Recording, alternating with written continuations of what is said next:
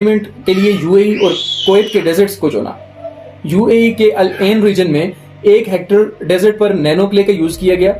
50% कम पानी का इस्तेमाल किया गया। 7 दिन में ग्रास और उससे ज्यादा जड़ी बूटियां यानी सब्जियां बीज उनके जो बीज थे वो उगाए गए।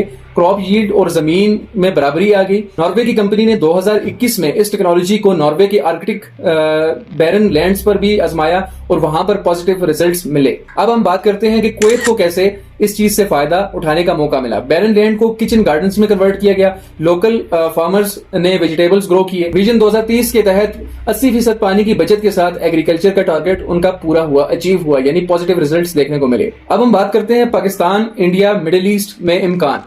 क्या ये टेक्नोलॉजी हमारे मुल्कों तक आ सकती है या इसका यहाँ पे इस्तेमाल किया जा सकता है? जैसे पाकिस्तान के अंदर थर डेजर्ट, उसके बाद राजस्थान जो कि इंडिया में मौजूद है, उसके बाद बलूचिस्तान जो कि पाकिस्तान के अंदर मौजूद है, मक्का, रियाद और इस तरह के कई ऐसे रीजन्स हैं जिनमें बड़े तादाद में डेजर्ट्स पाए जाते हैं। अब वो जो डेजर्ट्स हैं वो अनफर्टाइल लैंड है, यानी वो बंजर जमीन है। अब उसका क्या इस्तेमाल हम कर सकते हैं? फर्टाइल लैंड उसको बना सकते हैं इस टेक्नोलॉजी का इस्तेमाल करके? इसका जवाब है बिल्कुल।